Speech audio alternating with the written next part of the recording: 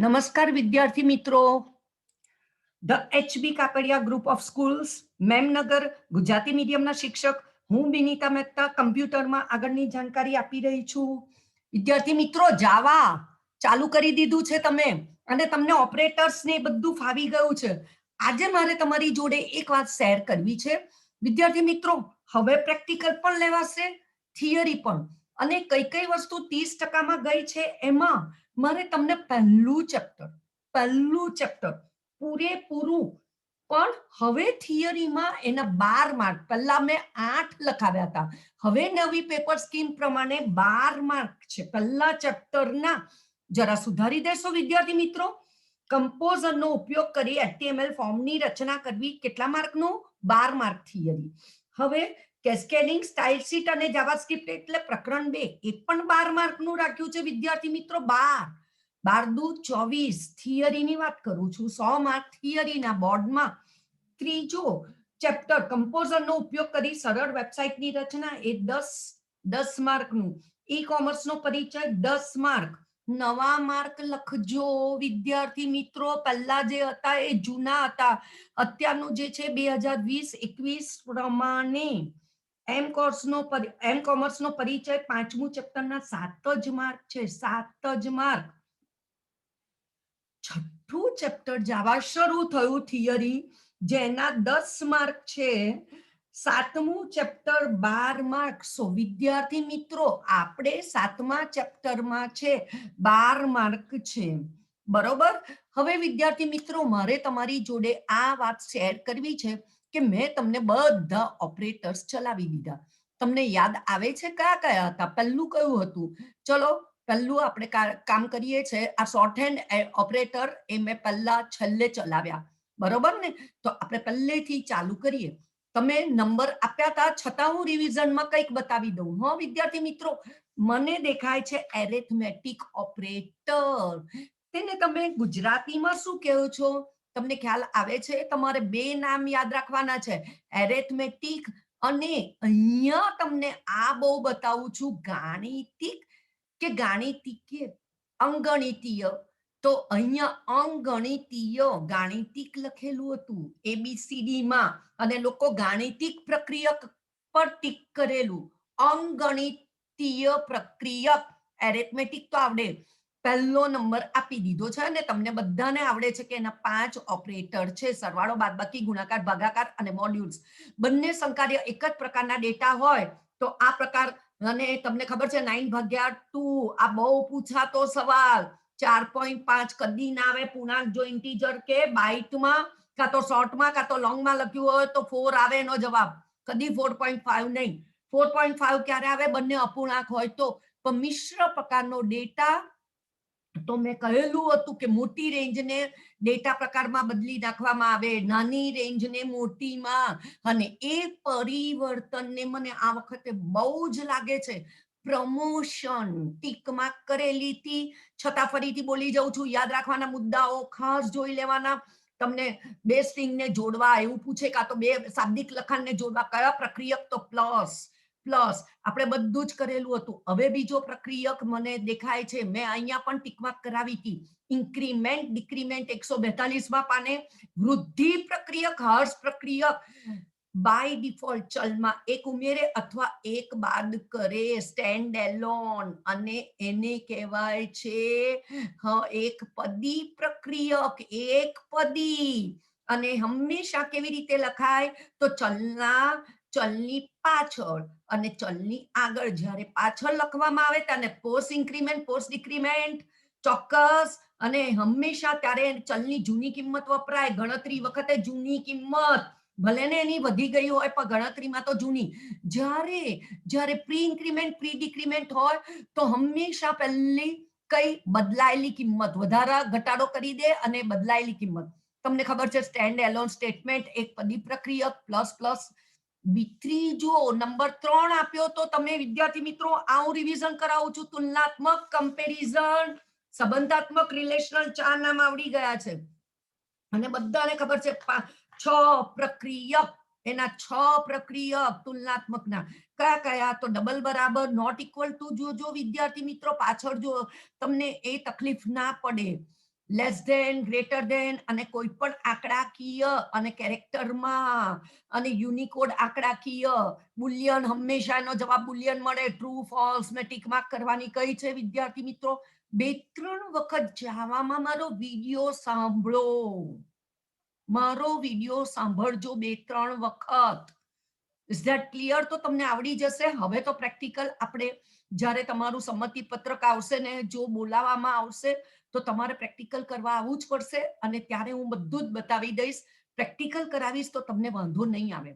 તાર્કિક, તેનું બીજું નામ લોજિકલ, અને એને કયા ઓપરેટર તરીકે કહેવાય? બુલિયન. અને 4 ઓપરેટર તાર્કિકમાં, 4 પ્રક્રિયક કયા? એન્ડ, ઓર, એક્ઝોર ને નોટ. એન્ડ માટે કઈ નિશાની? ડબલ એમ્પરસન. જો બંને સરખી હોય તો જ જવાબ ટ્રુ આવે, નહીં તો બધાનો ફોલ્સ આવે, નહીં તો બધાનો. જ્યારે તાર્કિક ઓર માટે બધું ફોલ્સ હોય તો જ ફોલ્સ આવે, બાકી બધું ટ્રુ આવે. પણ એની નિશાની કઈ? તો 2 ઊભી લીટી. 2 ઊભી લીટી જેને તમે પાઇપ કહેતા હતા 11th, પાઇપની નિશાની. આ નોટ જુઓ વિદ્યાર્થી મિત્રો, નોટ કયામાં? કમ્પેરિઝન માટે નોટ ઇક્વલ ટુ એટલે ઉદ્ગાર ચિહ્ન ને બરાબર, જ્યારે લોજિકલમાં એકલું ઉદ્ગાર ચિહ્ન અને એક પદી પ્રક્રિયક, એક પદી જ એટલે નોટ એ એવું લખું તો એનો અર્થ ટ્રુ કાં તો ફોલ્સ, એ રીતે. ચોક્કસ. મને બહુ દેખાય છે એક્સક્લુઝિવ ઓર, પૂરું નામ એ પ્રક્રિયક તરીકે કેરટ, એવું બોલી હતી કેરટ. અને બંને જ્યારે સરખા હોય તો મેં કહ્યું એન્ડ કરતા ઓપોઝિટ. જો બંને સરખા હોય તો એનો હંમેશા જવાબ ફોલ્સ, હંમેશા જવાબ ફોલ્સ. પણ જો ટ્રુ કિંમત ક્યારે મળે? એક્સ અથવા વાય માંથી એક્સ ની કિંમત, એટલે બંને જુદા હોય ત્યારે. શોર્ટ સર્કિટિંગ એ પ્રક્રિયક નતું, મેં ગણતરી કરવાની કહેલી. પ્રક્રિયક હવે આવ્યું, સર્ટી પ્રક્રિયક 5 નંબર આપવાનું કહેલું વિદ્યાર્થી મિત્રો. એને કન્ડિશનલ ઓપરેટર, ત્રિપદી પ્રક્રિયક જેમાં 3 સંકાર્ય, 3 રકમ, એટલે કઈ? તો પહેલા હંમેશા શરત, પછી ક્વેશ્ચન અને કોલન, ક્વેશ્ચન અને કોલન. સંકાર્ય, સંકાર્ય હા ગુજરાતી, બુલિયન પદાવલી, ગણતરી જો કિંમત ટ્રુ હોય, એક્સપ્રેશન 1 અને 2. નેક્સ્ટ શ્યોર, ક્વેશ્ચન અને કોલન જોડે, કોલન અને ક્વેશ્ચન જોડે. આટલું ધ્યાનમાં હશે તમને. છેલ્લું, છઠ્ઠું, એસાઇનમેન્ટ. બરાબરની સાઇન ઇઝ એસાઇનમેન્ટ. આ રિવિઝન તમને ખબર જ છે એસાઇનમેન્ટ કેવી રીતે વપરાય. જમણી બાજુ, જમણી બાજુથી કયામાં જાય? ડાબી બાજુ. એસાઇનમેન્ટ જમણી બાજુથી, પદાવલીનો પ્રકાર ડાબી બાજુના ચલના પ્રકાર જેવો હોય, હે ને? અને હવે તમને આ બહુ કહેલું shorthand assignment. Shorthand એસાઇનમેન્ટમાં મેં આવું કહેલું, વેરિયેબલ ઓપરેટર બરાબર એક્સપ્રેશન. એનો અર્થ શું? a plus is equal to B. કે તો a ઇઝ ઇક્વલ ટુ, આપણે જો જાવામાં એવું લખીએ a બરાબર a પ્લસ બી, તો એનો અર્થ થાય a plus is equal to B. a plus is equal to B જાવામાં આવી રીતે લખાય. a બરાબર a પ્લસ બી એ શોર્ટ હેન્ડ ઓપરેટર તરીકે જ જાવામાં બને ત્યાં સુધી વાપરજો, તો લોકોને ખબર પડશે કે તમને જાવા આવડ્યું. Is that clear? પણ મેં શું શરત કહેલી કે 2 વખત a હોય તો a બરાબર b પ્લસ c, તો એવું ના આવે શોર્ટ હેન્ડ. પણ a બરાબર a પ્લસ બી તો શોર્ટ હેન્ડ ઓપરેટર આ રીતે વપરાય. એવી રીતે q બરાબર q and p. That's the last. મેં આ શોર્ટ હેન્ડ એસાઇનમેન્ટ પ્રક્રિયક આ રિવિઝન કરાવ્યું. વિદ્યાર્થી મિત્રો 6 ઓપરેટર તમને આવડી ગયા, તમે અંડરલાઈન કરી લીધી છે. તમે લોકોએ ચોક્કસ મેં આટલું અંડરલાઈન કરાય છે. હવે વિદ્યાર્થી મિત્રો જે આવે છે ને 146મું પાનું, તે તમારે નથી. આ ટાઈપકાસ્ટ નથી, આ જાવા પ્રક્રિયાઓના પ્રિસન્ડીઝ અને એસોસિએટિવિટી એટલે અગ્રતા ક્રમ નથી કે ભાઈ a પ્લસ બી ગુણ્યા સી માં કયું પહેલું કામ થાય, એ કશું જ આમાં તમને બોર્ડમાં પૂછાવાનું નથી. સો હું જતી રહું છું તમારું page number 147. 147 control structure. Control structure આજે મારે બહુ જ બતાવવાના છે અને તમે વાપર્યા છે મારા ઓપરેટર્સમાં. સામાન્ય રીતે પણ તમને ખબર નથી પડતી કે એને કંટ્રોલ સ્ટ્રક્ચર કહેવાય. સામાન્ય રીતે વિધાનોના અમલ એક પછી એક ક્રમિક થાય. ધારો કે મેં એવું લખ્યું system dot out dot println sum બરાબર, તો એનો પહેલો જવાબ આવે. સબ બરાબર તો એનો બીજો, MUL બરાબર તો એનો ત્રીજો, ડિવિઝન તો ચોથો, એટલે ક્રમ પ્રમાણે આવે. પણ અમુક સમયે પ્રોગ્રામના તર્કને આ ક્રમનો પ્રવાહ બદલવાની જરૂર પડે છે. અંડરલાઈન કરજો ભાઈ. અત્યાર સુધી તમે જે પ્રોગ્રામ કર્યા 1 by 1, જ્યાં પર system.out.println લખ્યું એટલે છપાય, બરોબર છે, ક્રમિક છપાય. પણ જે વિધાનો અમલના પ્રવાહને નિયંત્રણ કરવા સમર્થ બનાવે તેને નિયંત્રણ માળખા અથવા કંટ્રોલ સ્ટ્રક્ચર ગણે. કંટ્રોલ, ક્રમનો પ્રવાહ, શરત મુજબ. જો ગરમી લાગે તો મારી પાસે બે વાક્ય છે, પંખો કરો અથવા ન કરો. ન કરો, પંખો કરો, પંખો ચાલુ કરો, પંખો ચાલુ ન કરો. કેટલા વાક્ય છે? બે. બંને કામ નહીં થાય, બે માંથી એક જ કામ થશે. જો તરસ લાગે તો પાણી પીઓ, પાણી ના પીઓ. મારી પાસે બે વાક્ય છે. કોના પ્રમાણે કામ કરશે? પ્રોગ્રામના તર્કને ક્રમનો પ્રવાહ, એને નિયંત્રણ માળખા ગુજરાતી નામ, કંટ્રોલ સ્ટ્રક્ચર અંગ્રેજી નામ. તો આ બહુ સવાલ પૂછાય કે કંટ્રોલ સ્ટ્રક્ચર કેટલા પ્રકારના હોય? તો બે પ્રકારના. વિદ્યાર્થી મિત્રો અંડરલાઈન, બે પ્રકારના. લૂપ્સ, પહેલો નંબર આપો, નંબર 1 લૂપ્સ, અને બીજું આવે છે બ્રાન્ચીસ. Number 2 branches. તમે માહિતગાર છો જ, 11મા ધોરણમાં લિનક્સ કર્યું, એને ઇફ આવે જ છે, અને મેં અત્યારના બતાવ્યું જ છે. લૂપનો ઉપયોગ, નંબર 1, લૂપનો ઉપયોગ અમુક શરત સંતોષાય ત્યાં સુધી વિધાનોની શ્રેણી, વિધાનો વારંવાર બદલાયા જ કરશે, બદલાયા જ કરશે. અમુક શરત સંતોષાય ત્યાં સુધી. તમે મનુષ્ય છો વિદ્યાર્થી મિત્રો, બરોબર? મેં મારી બોલી સમજો છો. મેં એવું કહ્યું કે વિદ્યાર્થી મિત્રો ચલો સ્ટાર્ટ 1 to 10, તરત તમે લખશો 1 2 3 4 5 6 7 8 9 10. 10 અટકી જશો જ. આ જવાબ મારે કમ્પ્યુટરને કેવું છે. કમ્પ્યુટર મારી ભાષા સમજશે ના. તો મારી જ્યાં સુધી શરત ના સંતોષાય ત્યાં સુધી વિધાનોની શ્રેણીનું પુનરાવર્તન કરવાનું થાય, તો એના માટે મારે વાપરવું પડશે લૂપ. પાછળ આવશે. જ્યારે બ્રાન્ચ, નંબર 2, બ્રાન્ચનો ઉપયોગ બે કે વધુ શક્ય કાર્ય દિશામાંથી પસંદગી કરવામાં હોય ત્યારે. બ્રાન્ચ હંમેશા બે કે ત્રણ, વધારે વધારે 3 4, તો બ્રાન્ચ. એટલે એને સિલેક્ટિવ સ્ટ્રક્ચર કહેવાય. મેં હમણાં જ કહ્યું, જો ગરમી લાગે તો પંખો ચાલુ કરો અથવા ન કરો. તો બે વાક્ય છે, એવા 3 4 વાક્ય હોય તો એ બ્રાન્ચ વપરાય. પણ લૂપ્સ એટલે ઘણા બધા વાક્યને શ્રેણીનું પુનરાવર્તન કરવાનું હોય ત્યારે. Is that clear? આખું ટીકમાર્ક જોઈએ મને કે કોને સિલેક્ટિવ સ્ટ્રક્ચર કહેવામાં આવે? બ્રાન્ચ. બ્રાન્ચનો ઉપયોગ બે કે વધુ શક્ય કાર્ય દિશામાંથી પસંદગી કરવાની. પ્રોગ્રામમાં સામાન્ય પ્રવાહના નિયંત્રણ માટે જાવામાં વપરાતા કંટ્રોલ સ્ટ્રક્ચર નીચે મુજબ. કયા નીચે મુજબ? ઇફ અને સ્વિચ. એ બ્રાન્ચ સિલેક્ટિવ સ્ટ્રક્ચર કહેવાય. ઇફ અને સ્વિચ કંટ્રોલ સ્ટ્રક્ચર, બરોબર. અને લૂપ, while, do while અને for loop.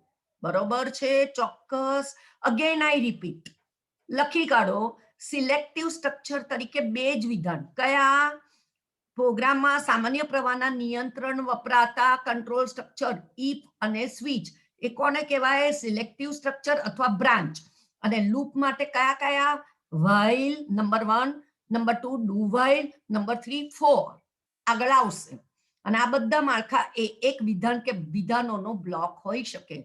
વિધાનોનો બ્લોક. બ્લોક કોને કહેવાય? તો હવે તમને બતાવ્યું છે. છગડિયા કૌંસમાં લખેલા વિધાનોના જૂથને બ્લોક. તમે મળ્યા જ છો, તમને ખબર જ છે. છગડિયા કૌંસમાં જે પણ સ્ટેટમેન્ટ લખે એ બ્લોક કહેવાય. બ્લોક. બરોબર છે વિદ્યાર્થી મિત્રો? ચોક્કસ. બ્લોકનો ઉપયોગ કઈ રીતે? તો વિધાનોની શ્રેણીના જૂથ માટે. બરોબર, જૂથ બનાવવું હોય એના માટે. અને એના માટે તમને એક ઉદાહરણ આપ્યું છે. જુઓ, આ છગડીયો કૌંસ, ઇન્ટીજર TEMP કરીને એક વેરિયેબલ છે. એક વેરિયેબલ છે TEMP બરાબર x, એટલે x ની કિંમત TEMP માં જોયું, y ની કિંમત કયામાં ગઈ? x માં. અને હવે કયું ખાલી પડ્યું?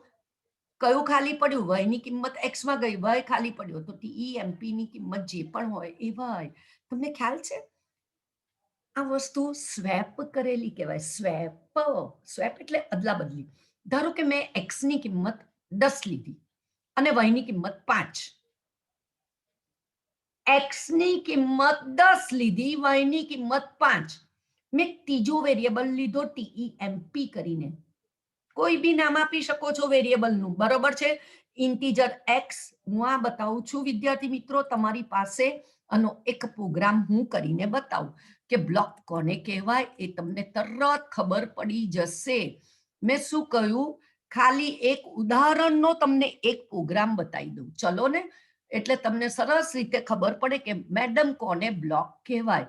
અમને ખ્યાલ ના આવ્યો તમે કઈ રીતે વાત કરો છો. હું એવું લખું છું, ઇન્ટીજર x બરાબર 10. એનો અર્થ શું થયો વિદ્યાર્થી મિત્રો? x ની કિંમત 10 છે. x ની કિંમત કેટલી છે? 10. INT. આ કેમ લખવું પડે ડેટા ટાઈપ? કારણ કે એ પ્રમાણે મેમરી જગ્યા રોકે, કેટલા બાઇટ્સ મેમરી ને એ બધું મેં બતાવ્યું હતું ડેટા ટાઈપમાં. Is that clear? y બરાબર 5. હવે મેં શું કર્યું વિદ્યાર્થી મિત્રો? મારે અદલા બદલી કરવી છે. મારે કેવું અદલા? x ની કિંમત 5 થાય ને y ની કિંમત 10 થાય. હવે મેં એક વેરિયેબલ લીધો TE, બરોબર? વેરિયેબલનું નામ TE લીધું. વિદ્યાર્થી મિત્રો, પહેલા મારું આ TE ની કિંમત કશું જ નથી. x, y અને TE. x ની કિંમત 10 છે, y ની કિંમત ક્યાં છે? ખ્યાલ આવી ગયો? 5 છે. મેં શું કર્યું? TE બરાબર x. TE બરાબર x. મેં શું કામ કર્યું?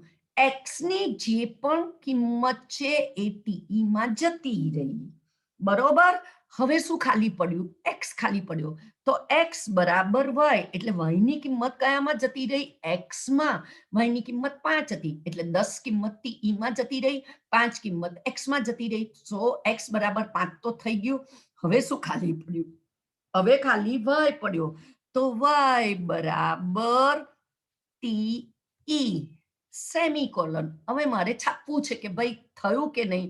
તો તમને બધાને ખબર છે, જુઓ મેં જ ભૂલ કરી, સિસ્ટમનો એસ કેપિટલ ના કર્યો. System dot out dot print ln અને મેં અહીંયા કરી દીધું x બરાબર અને પ્લસ કરી x, બરોબર? અને ફરીથી પ્લસ કરી કયો જવાબ આપ્યો? y બરાબર અને પ્લસ કરી y.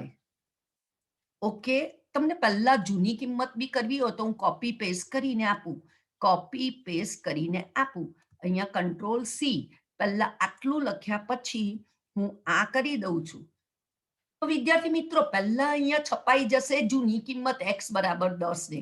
Control S. Control S કર્યા પછી ટૂલ્સમાં કમ્પાઇલ. હવે મારી જુઓ, તમને અહીંયા x બરાબર, જુઓ x માં અહીંયા અવતરણ ચિહ્ન નહોતું કર્યું. વિદ્યાર્થી મિત્રો જુઓ, મને કેવી ભૂલ આપી દીધી સિસ્ટમમાં. જોયું? અહીંયા પણ મેં કરી દીધું. કંટ્રોલ S, ટૂલ્સ અને કમ્પાઇલ. મારું ધ્યાન ના ગયું. હજી પણ વિદ્યાર્થી મિત્રો x બરાબર પ્લસ કરીને x. અરે વાહ! અહીંયા આપ્યું y બરાબર, અહીંયા પ્લસ નથી લખાયો મારાથી, અહીંયા ભૂલ થઈ ગઈ છે, બરોબર? તમને ખ્યાલ આવે છે વિદ્યાર્થી મિત્રો? બે સ્ટ્રિંગને જોડવા માટે કયું નિશાની વપરાય? તમને હવે કઈ ખબર પડે છે કે કેવું કમ્પાઇલ આપે? જોઈ લો વિદ્યાર્થી મિત્રો. હવે તમને દેખાતું જ હશે. શિફ્ટ F5 કરીને હું મારો જવાબ અત્યારના પહેલા તો ડિલીટ કરી દઉં છું બધું જ તમારું આ સ્ટ્રક્ચર.